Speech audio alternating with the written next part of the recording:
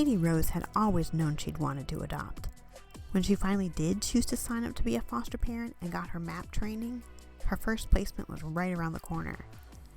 3 brothers entered her life, and she gave them all the love she had. But she quickly discovered that love wasn't enough for them. These boys had been through severe abuse and neglect, and even though she was committed and adopted them, caring for them was an intense task. Katie Rose felt very alone and knew she felt called to support other parents in her position. Find out more about Katie Rose and her mission this time on Adoption Uncovered.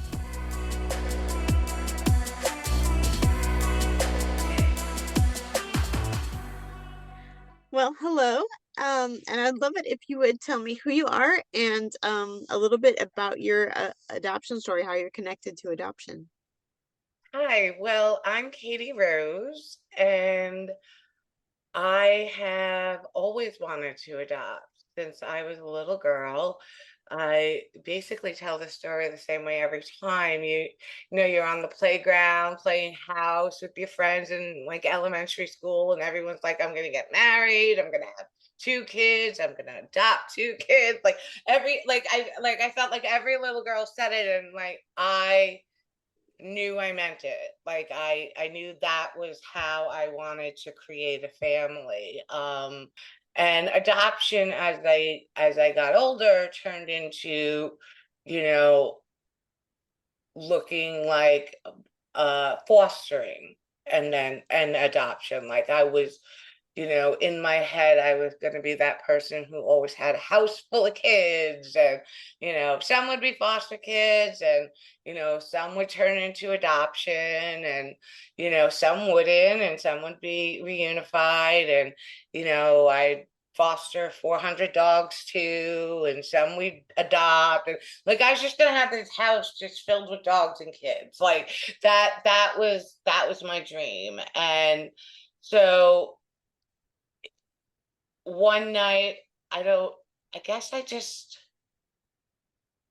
was sitting there and I was like, I don't even know what I'm waiting for, right? Like what day, what month, what year is going to be the time where I say, okay, this is the smart time to pull the trigger, right? Uh and so it was had to be 2011 or something like that, 2011.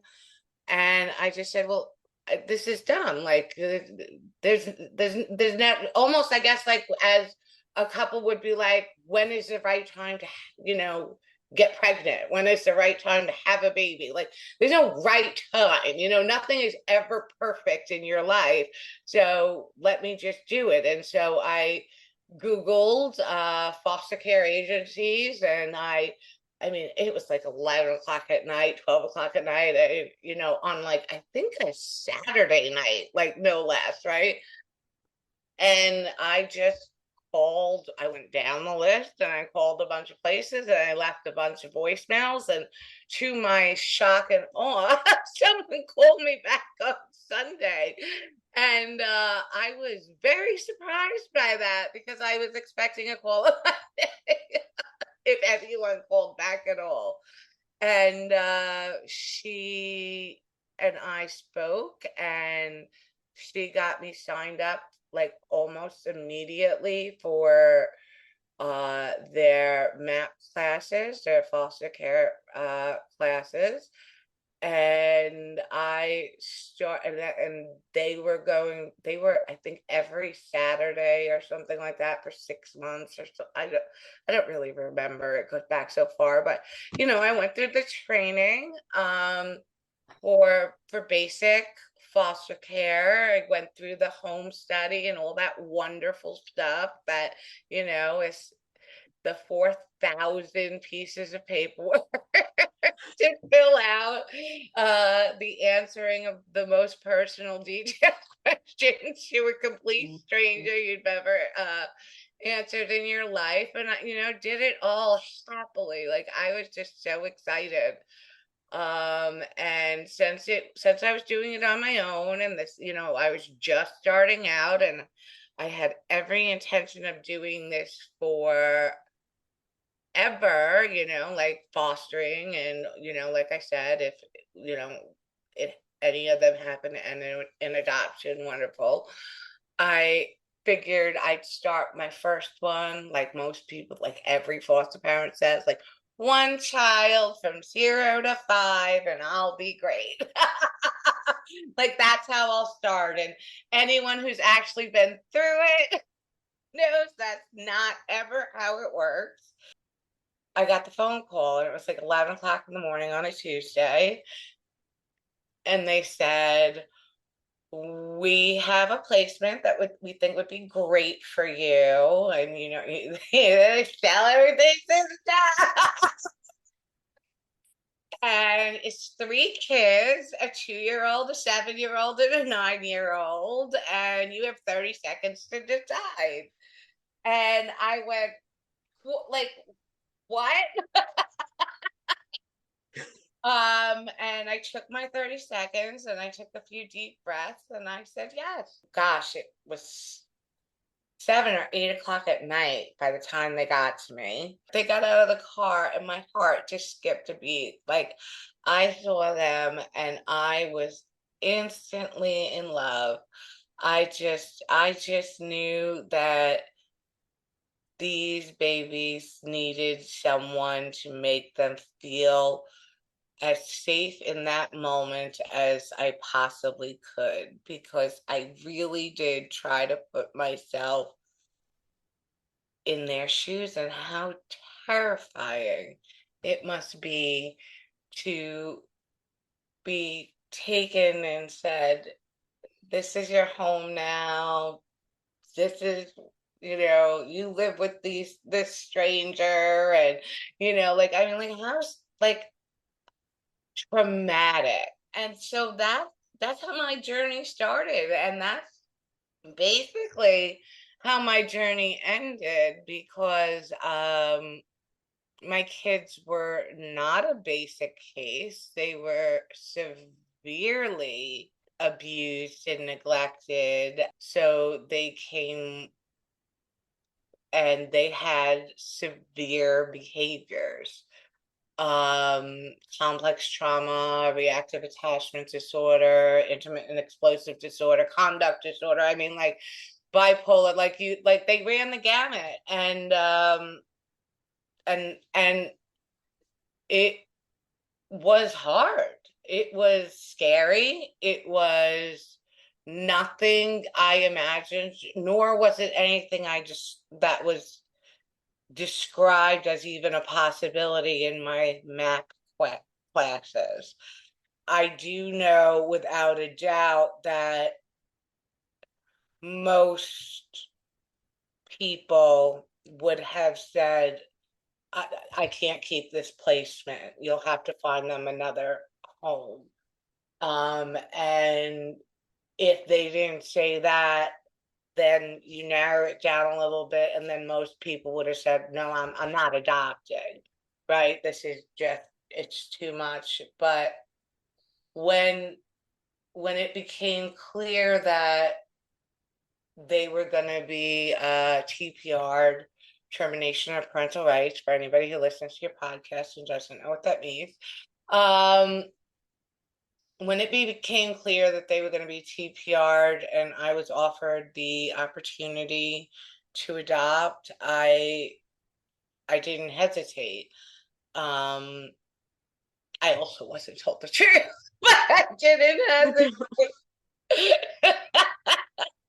It was actually, I mean, I had, the social workers telling me that love was going to fix them. And if I signed the papers, all the behaviors would go away, because they knew they had a forever home, and as if that fixed anything. And I was so naive through so much of it. I think back to how much I've learned in, gosh, 11, 12 years now, and that most of that learning has really been only in the last 10, because beforehand you're just so naive, and you believe basically what the professionals are telling you, and you do what they say, and well, they know better, right? This is what they do for a living. So I was just kind of clueless. My kids that I had the honor of adopting, that they needed my complete focus, and they got it. After all that, it sounds like you've decided other people need the help you didn't get. Is that true? Oh, definitely. I made that decision. We're coming up on 6 years now since I founded the nonprofit organization Attached Families. And that came from the social worker, and even the DSS, hired counselors, um, telling me over and over again that all they need is to feel love and safe, which translated to I'm failing. So I'm crying because, in my room in the corner alone at night, because obviously I'm not making them feel loved and safe if this is continuing. And um, these weren't, just, defiant behaviors or, testing behaviors, which is, kind of what I feel a lot of people are like sold, like that's the bill they get sold, like, yeah, they're going to test you. And I do believe that, yeah, all children are going to test, but these were homicidal behaviors. These were very violent behaviors, um that I was dealing with 24 hours a day, 7 days a week for a decade. I mean, like $300,000 in debt trying to get them healing. I've flown them all over the country. I've tried, every type of therapy that exists. And I just say that because, like I just don't want, I want it to be known, like, I'm not just crying in my bedroom because, a kid is acting like a kid, and I'm a bad mom, which happens too, and that's okay. Mhm. but I'm going like, wow, like he's trying to kill his brother because I'm not loving them enough. I'm not making them feel safe. Like he poisoned my drink and tried to stab me because I'm not loving them enough. I'm not making them feel safe. He threw a vase at my head from the loft, like over above, where, because I'm not loving them enough and I'm not making them feel safe. And so I was in my room crying one night, feeling like this utter failure. And then, I had this, like, I was like, I can't possibly be the only one. This can't just be me. I can't be doing this. Like, all I ever wanted was to love children and make them feel safe, even if it was just a little bit of time before they were reunified. But I decided in that moment that, uh, when things calmed down, I would do something to find other families so that nobody else felt this way. And then I just kept getting this, like, I call it God, but anybody, like, I just kept feeling like he just kept like knocking me, going, "You got to do it, you got to do it," and I kept feeling like, I got enough on my plate here. Like, I'm already. Don't you see what I'm dealing with, and you want me to do this thing, right? Like it was insane, right? So, but it wouldn't stop, so I did.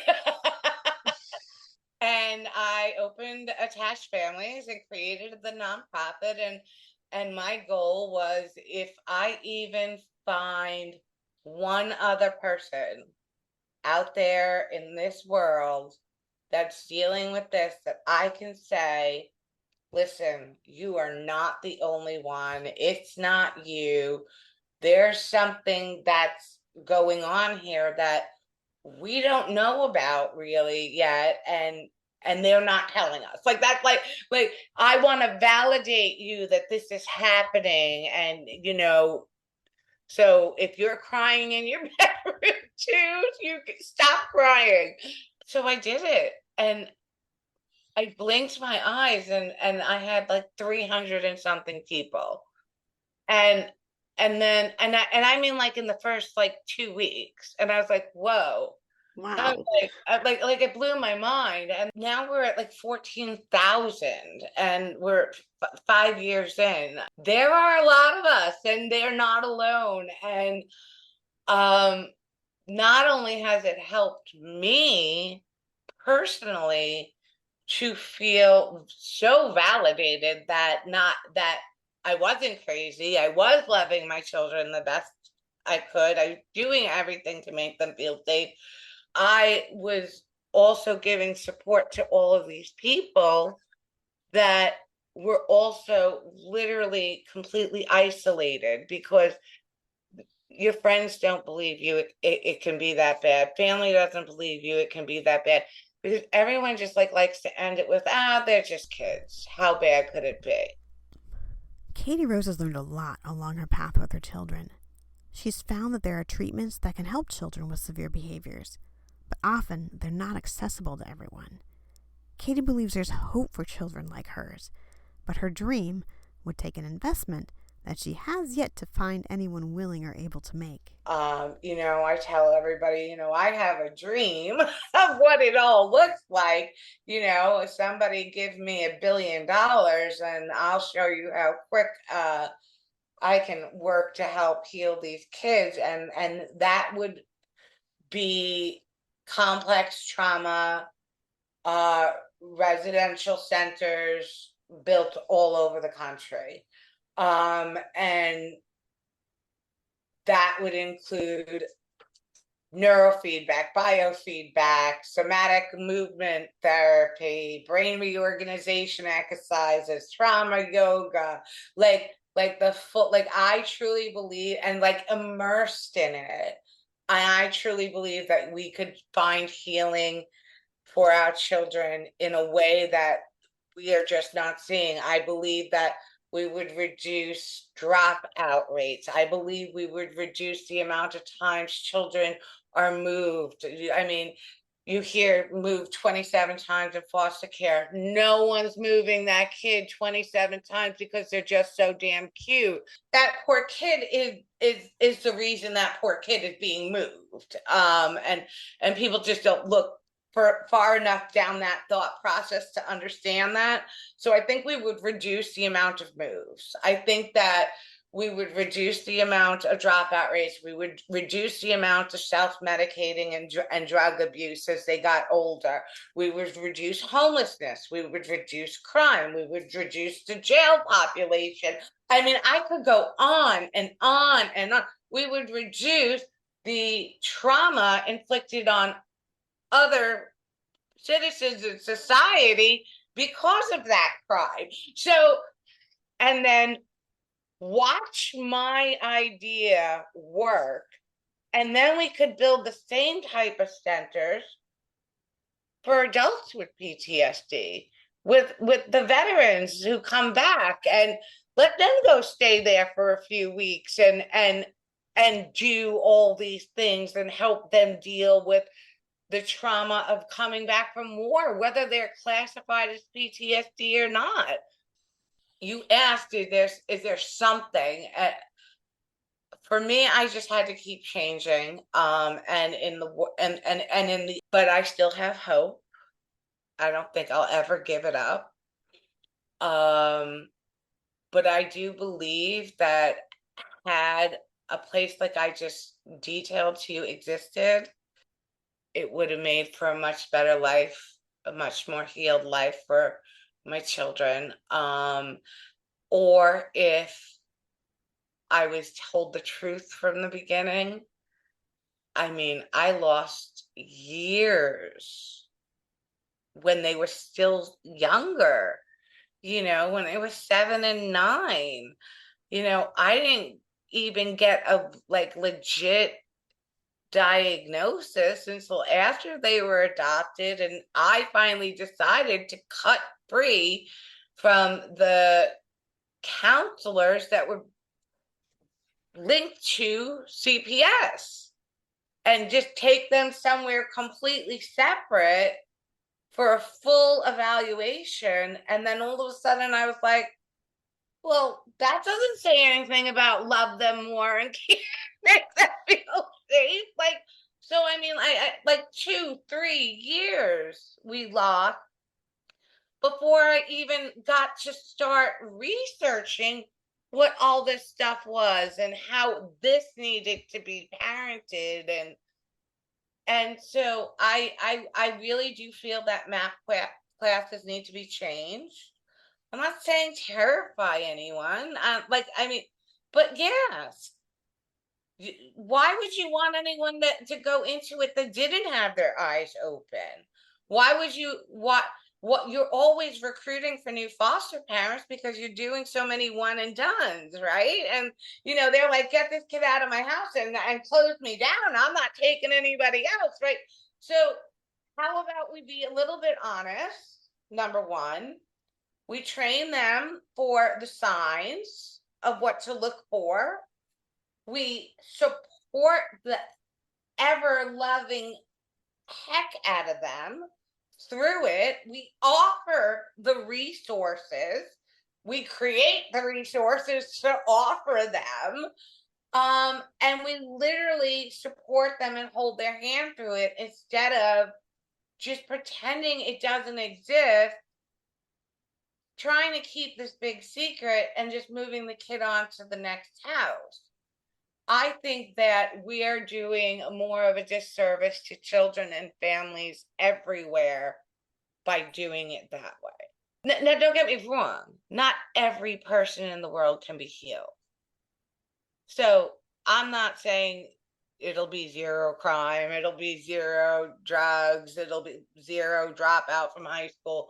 But I do believe that if we did it, we'd have a huge percentage that, even if they didn't heal fully, would not become drug addicts, criminals, homeless people.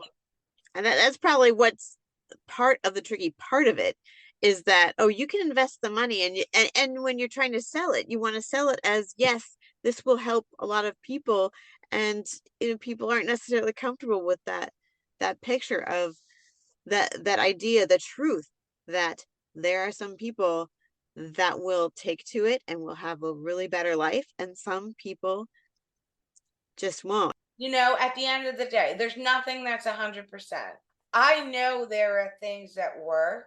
I know that there are people who had a lot more money than me that were able to do a lot of these things while the children were younger, and they saw successes. It was piecemealed from all over the place, but and my dream is to just kind of have it all together and immersed and like full immersion. And I feel like one thing that I feel like I hear from you and from this whole community you've built is that the parents who are in there, who are trying these things, it's like each kid is unique. So you can't go to a parent and say, okay, this is what you're supposed to do. The one thing that does fit all is talk therapy doesn't heal our kids. Fair enough. and just loving them doesn't heal them either.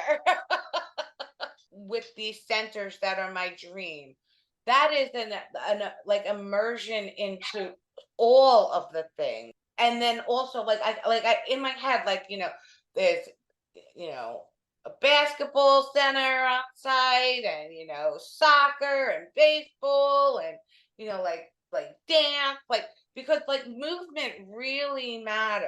So and these kids, they also need to feel busy all the time, and if things just feel calm and happy and peaceful, they get very uncomfortable, the way we who may have grown up more neurotypically are uncomfortable if it's chaotic. They are uncomfortable if it's not chaos. So they wind up creating the chaos to make themselves feel comfortable. It's just this weird thing that the brain does. So that's why I say in the centers, like, no, neurofeedback alone is not going to help him. Biofeedback alone is not going to help him. Yoga, trauma yoga is not going to. But like, let's do it all, and then have sports and dance. And right now, if you send your kid to a psychiatric residential treatment facility, they are given a day room where they watch TV and movies or play video games all day long, and they get 30 minutes of talk therapy a week. Right now, for us, like everyday people who are finding this out and want to be allies, is there any way, like you say, we need this change? How do we do this change? I mean, is it some way we vote, or we fund, or or support some organization who's trying? Well, What do we do? Support attached families, because we're trying. Okay. And anyone that wants to help us, we are constantly doing letter writing campaigns, meeting with our senators, meeting with our congressmen. I've met with multiple heads of child welfare advocacy of different states. So people who wanna help, follow attached families, donate to attached families, send a contact, go to attachedfamilies.com and click the contact form and say you want to help, and I'll get you on the list to join the letter writing and phone call campaigns, things like that. These families that we're supporting need every minute of support that we offer them, every resource. All of their money is going, I mean, our children are beyond destructive. So you're always paying thousands of dollars to fix something or to repay something that they stole or things like that. These are just part of their behaviors from their trauma. And so our families are already, for the most part, broke. So what happens is, they're trying to pay for all these different out-of-pocket therapies, so they can't afford the educational advocate. So we're happy to give that to them for free. They can't afford someone to speak up for them at the child and family team meeting. So we're happy to offer them an advocate for free. So that's why, Attached Families doesn't charge anything for any of our services, because I know what it costs just to be a parent of these children. It's tenfold what it is to be parent of a neurotypical child. I mean, my one son, he broke my hot water heater and my HVAC system on purpose, and the hot water heater came through the ceiling all in 3 days' time. So I had to replace my living room ceiling, my hot water heater, and my HVAC system. Those are all really expensive things, and that was in the same week, and it was the week we got back from me taking him to this 3-week intensive attachment therapy program in Minnesota. Is that where the big mall is? I think Minnesota. That was almost $30,000 for the treatment and the trip, and then I came home and I had to replace the hot water heater, the HVAC system, and the hole in my living room ceiling. So when I say these kids are expensive, and he was mad at me for something. I don't know what he was trying to get back at me for that day, but that they have that's how their brains work. If you say no, they're gonna do something destructive, we're going to a rage, or so that's how their brains work right now. So they're very expensive. So I've lived the life. So I just know that my families are already bleeding money. They've gone through their 401ks. They've gone through their life savings. They're usually, if they're a two parent family, they're usually down to one income because someone has to always be around for this child that has such severe behaviors. So everything must, that was like my number one thing, like that, we're going to give them all the resources that out there in the world they'd have to pay for advocates to help them get an IEP and a this and a that costs, a ridiculous amount of money. And I just didn't want our families to ever have to do that. And there's nothing like having an advocate that actually knows what you're living with versus just hiring an educational advocate that probably never heard of reactive attachment disorder or complex trauma. So, our mission is to keep doing what we're doing and for it to always be free to our family. Not being able to change the system fully has not stopped Katie Rose from doing her best to provide support to other families with adopted children who have difficult diagnoses. Attached families has helped and is helping thousands of people cope, have a safe space to speak freely, have a safe space to call 24 hours a day just to have someone to talk to if needed. So we do like online support groups, plus we have our 24-hour call-in line, plus at any point in time someone can like jump on and ask for a live Zoom support group.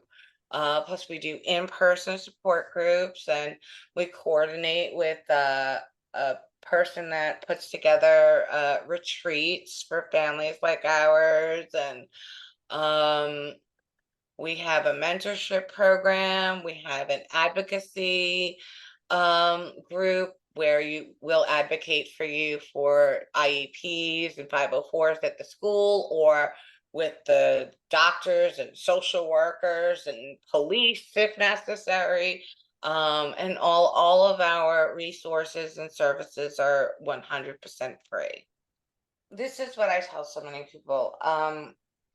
When I say so many people, my families, that's what I call all of our members that are attached families. I tell my families that everything that I ever found that worked for a little bit. So I had to keep changing. I've changed my parenting style 20 something times and then like rotated back through, like therapeutic parenting is definitely probably the best way to go. But honestly, human beings cannot be in therapeutic parenting mode 24 hours a day, 7 days a week for the rest of their lives. It's not sustainable. Neurofeedback, I believe in. I think if it was affordable, and that we could, I did it for my two sons for a little over a year, and they each went twice a week, but it was $400 times two for over a year. And so I think that personally, I really believe that if they had gotten it maybe 3 to 5 times a week for a couple of years, it would have made a big difference. But I couldn't afford what I was already doing. I do not think that talk therapy is the right approach until their brains are mature enough and ready to do it. Otherwise, it's really just a waste of everybody's time, but we have no choice because it's really the only option. So the problem isn't us. The problem is not the right options available. love adoption. I love foster care. And I love children in general. So I don't want to, I want to make people aware. I want to shed a light. But I don't want to be an alarm that tells everyone to tell everyone they know not to do it. Well, I mean, at least there's people out there like you who are trying to provide for families, which you didn't have, and now families potentially can at least have you, and hopefully with your advocacy, maybe more. Maybe more. Every year we add new programs, which makes me happy. And and we keep growing. And now I have a ton of amazing volunteers that help me and that I get to delegate things to and that man the phone line. And it used to just be my cell phone number 24. And then we grew, like I said, to 14,000. And I said, I can't be my cell phone anymore. But yeah, no, and that's something I hear a lot. And if anybody goes and like reads some of our reviews, it's something that's said a lot. Like they don't know what they would have done if they didn't have attached families supporting them, or they wish they had found us so much sooner, or people who have their children are already grown but follow attached families publicly will say things like, oh my God, my life would have been so much different had I had a resource like attached families when I was going through it. So that is a source of pride and joy for me. Just knowing that this little dream that I had when I was crying in the corner of my bedroom one night, that there had to be someone else out there that like me, that I just couldn't possibly be the only one, that, and I would find them so I could tell them they weren't alone. And yes, I was right. There was definitely other people out there that were living just like me in isolation and desperation. And it's nice to find your tribe. It's nice to talk to people who really actually get it. It might not change what's going on inside your house, but it does make all the difference in what's going on inside your head and your heart. For adoptive parents, the phrase love is not enough feels accurate to helping our adopted kids face the life they've been dealt. Katie Rose is doing her best to support families facing situations that feel impossible to navigate, and she isn't stopping anytime soon. If you'd like to learn more about attached families or support Katie Rose's work, look for the links on my website, adoptionuncovered.com. And thank you.